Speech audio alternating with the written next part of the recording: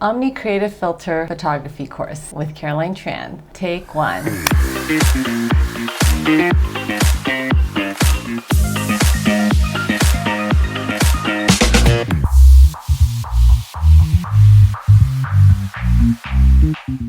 So let's dive into our very first wand. We're going to talk about the standard rainbow film.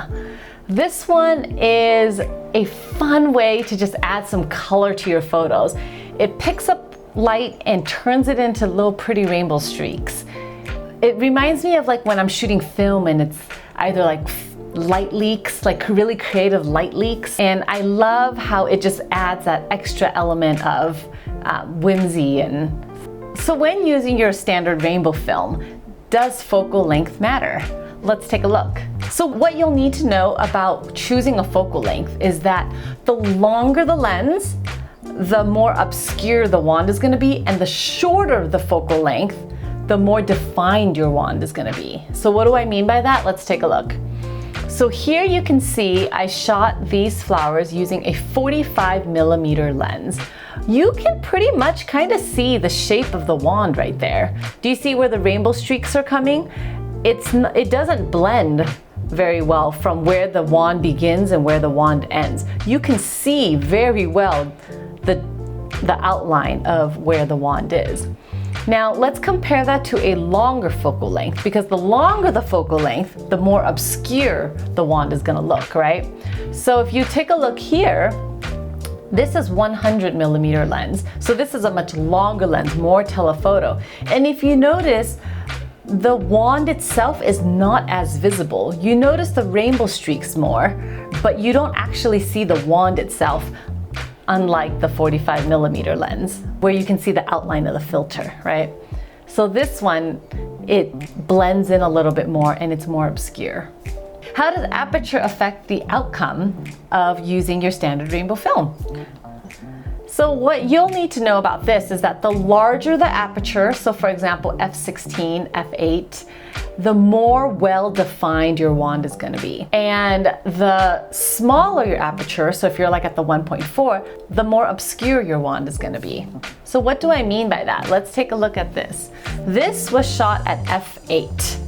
And you can see the wand. Can you see where the wand starts and ends? You can kind of see that rectangular shape. Yes, there's the rainbow going through it, but there's also a hard line of where the wand starts and ends. Now, the smaller the aperture, or the more wide open you shoot, the more obscure your wand is going to be. So take a look at this. Same shot, same lens, same light. The only difference is I adjusted my exposure to be f1.4 instead of f8. And you can see now, you can't really tell where the wand starts or ends anymore. It's more subtle, it's more gradual. You still get the rainbow effect, but not as harsh of a line of where it started and ended. The standard rainbow film. Let's talk about how it works. The standard rainbow film creates rainbows around each bright light source in the frame. So this one, it's not necessarily like my favorite photo, but I was playing around with it in my house and I realized that the chandelier was a great example of showing how each light source in there caused like a little rainbow.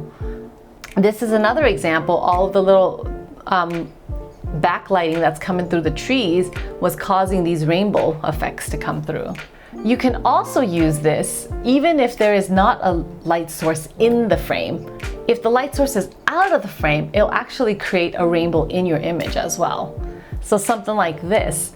With this one, you can see there's no bright light in the frame itself, but there was sun coming in from the outside. It wasn't in my lens, but it was on the outside and it was catching a reflection on the filter just enough to cause this beautiful rainbow. So the next thing you'll need to know about how your standard rainbow film works is that the orientation of your film is going to change the direction of the streaks. So if my arm is the wand, as you go like this across your lens, it's actually going to change the direction of the streaks as well. So you can see here, as I'm rotating the wand into the frame, do you see how the streaks are also changing directions as well? So this was an example of my setup. So this one here, you have the rainbow film just barely peeking into the frame. So that's why you see a little bit rainbow up on the top right. Now let's see what happens as I start to bring that filter into the lens more. So this one now, I have the filter obnoxiously right in the middle of the frame. And you have the rainbow streaks also streaking down in the same direction as the film, but also now coming more into the frame. And you can see here now it's even more in the frame where the rainbow covers the entire vertical area now. And then now it's on its way out, and you can see it's just a little bit of a hint of rainbow left coming in.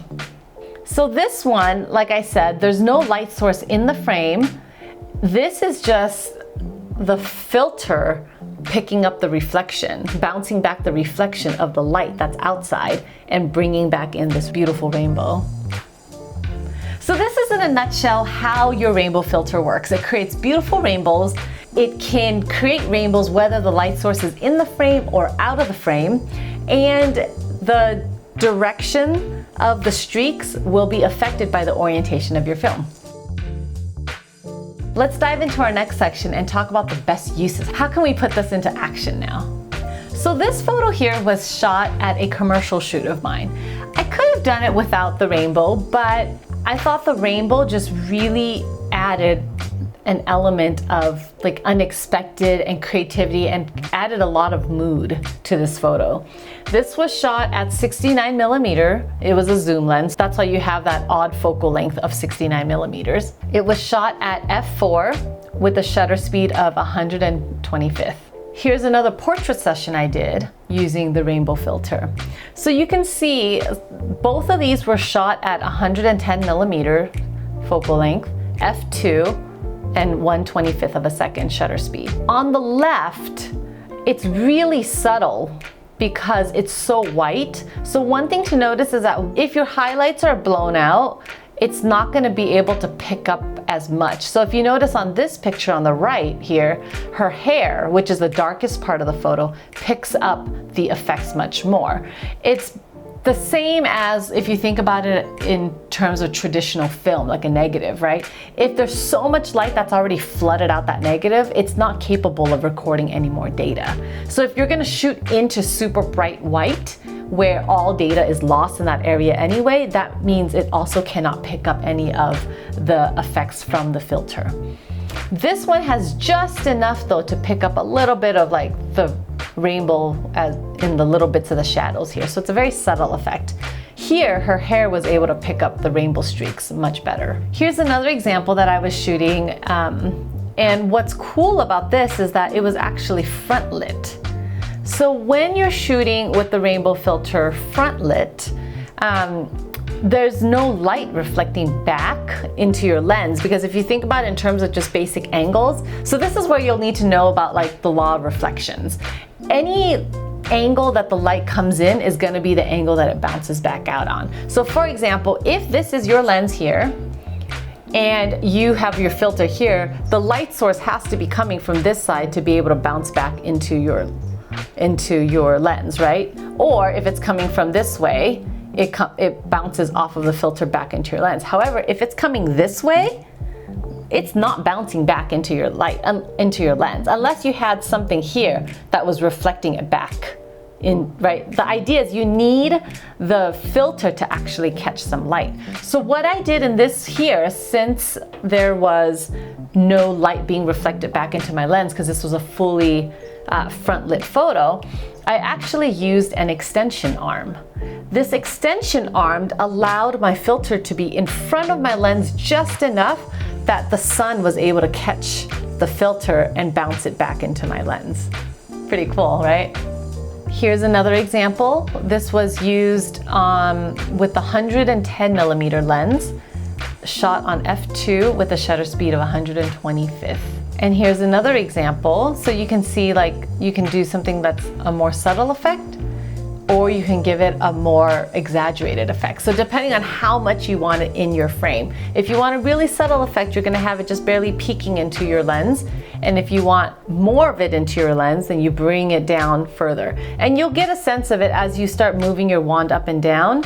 You'll see how it changes the effect. You're gonna have a little bit when it's up here, full exaggeration here, and then subtle as it's coming back out again. I love the creativity and happiness that the rainbow filter is able to add to any photo.